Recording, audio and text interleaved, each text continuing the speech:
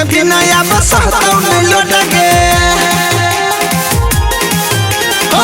कोई बच्चा के ने तो चढ़ जे तो मोड़गे यार तीन के बिना अब सहता में लौटगे फेंकै छौ धुआं फक फक गे फेंकै छौ धुआं फक फक गे आ तोरा जरने डर के लिख भेलो पाइप तेल छुए छौ टंकी से टप टप गे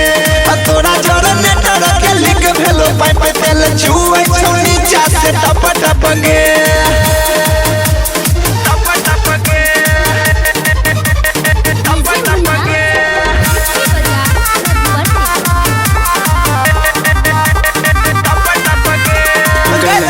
डाले छियो तीन तीन बेर से लिखे जके कारण है के सद गेलो फेर से घर के डाले छियो तीन तीन बेर से लिखे जके कारण छोड़ी सद गेलो फेर से टंकी फूल के ने रहियो लप छप के एगे फूल के ने रहियो सुना लप छप के आ तोरा जरने डर के लिख भेलो पाइप तेल छुए छौ टंकी से टप टप गे आ तोरा जरने डर के लिख भेलो पाइप तेल छुए छौ नीचा से टप टप गे Harji Music Project.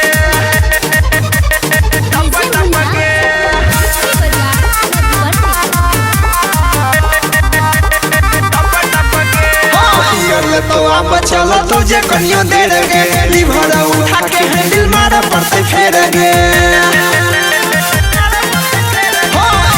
तो अब चलो तुझे कहियो देर गे लिवर उठा के हैंडल मारा पड़ते फेर गे करै छौ इंजन धक धक गे एगे करै छौ इंजन धक धक गे आ तोरा जरने डर के लिख भेलो पाइप तेल छुए छौ टंकी से टप टप गे आ तोरा जरने डर के लिख भेलो पाइप तेल छुए छौ नीचा से टप टप गे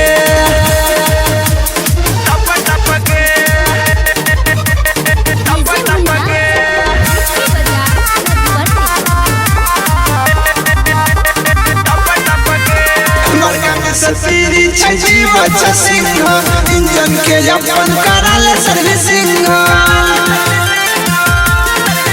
बड़का में सफीरी छजी बच्चा सिंह करवाले इंजन अपन सर्विसिंग करे चिरवी अमित से गप सप गे मुकेश कमलेश से गप सप गे आ तोरा जरने डर के लिख भेलो पाइप तेल छुए छौ टंकी से टप टप गे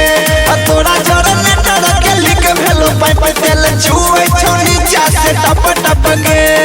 Singing by Jivat Singh.